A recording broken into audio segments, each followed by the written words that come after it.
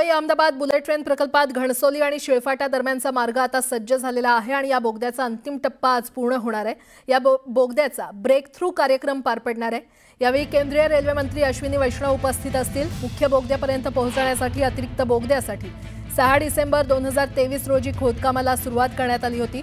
अतिरिक्त बोगद्यासाठी तज्ञांच्या देखरेखीखाली 27,515 किलो स्फोटकांचा वापर करून 214 स्फोट करण्यात आले।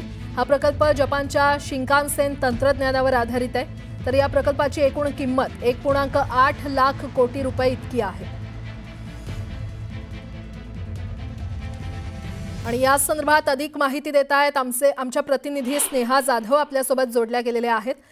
स्नेहा, मुंबई अहमदाबाद बुलेट ट्रेन प्रकल्पात घणसोली आणि शिळफाटा दरम्यानचा हा अतिशय महत्त्वाचा मार्ग तो आता सज्ज झालेला आहे। आज अश्विनी वैष्णव यांच्या उपस्थितीमध्ये ब्रेक थ्रू कार्यक्रम पार पडणार आहे। काय अपडेट?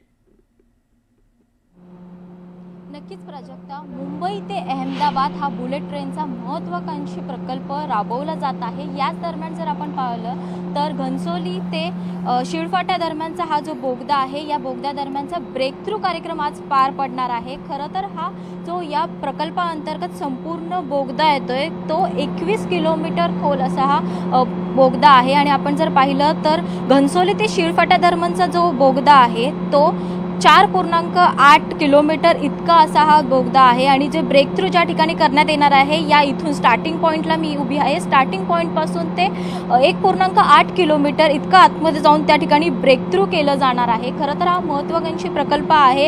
या दरम्यान मुंबई ते अहमदाबाद जे अंतर आहे ते कमी वेळात पार पडणार आहे। 12 स्टेशन्स या दरम्यान असणार आहेत। मुंबईतील BKC इथून ही बुलेट ट्रेन पहिलं स्टेशन असणार आहे। ते अहमदाबाद येथील साबरमतीपर्यंतचं लास्ट स्टेशन असणार आहे। या 12 स्टेशनवरती ही ट्रेन ज्या वेळेला थांबेल, सर्व थांबे घेईल त्यावेळेला 3 तासाची वेळ लागणार आहे। तसंच काही वेळेला ही जी बुलेट ट्रेन आहे ती ठराविक थांब्यावरती थांबणार आहे। त्यावेळी 2 तास 7 मिनिटे इतका वेळ जो आहे तो कालावधी आहे या बुलेट ट्रेनला लागणार आहे। आपण जर पाहिलं तर हा जो बोगदा आहे तो ठाणेच्या खाडी खालून देखील गेलेला आहे आणि त्या दरम्यान देखील बराच मेहनत करावी लागणार आहे, कारण त्या खाडी खालून हा बोगदा गेलेला। आता जरी पाहिलं तर डोंगर खणून हा बोगदा जो आहे तो करण्यात आलेला आहे आणि संपूर्ण आतमध्ये जाऊन हे जे खोदकाम आहे ते करण्यात आलेलं आहे। आधुनिक टेक्नॉलॉजीचा वापर करून हे जे खोदकाम आहे ते करण्यात आलेलं आहे। या दरम्यान जरी आपण पाहिलं तरी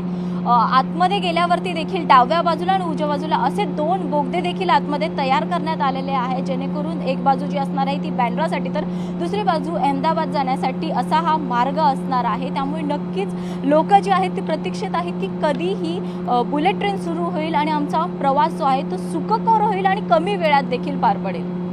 ठीक आहे स्नेहा, वेळोवेळी तुमच्याकडून अपडेट घेत राहू। तुर्तास धन्यवाद या संपूर्ण माहितीसाठी।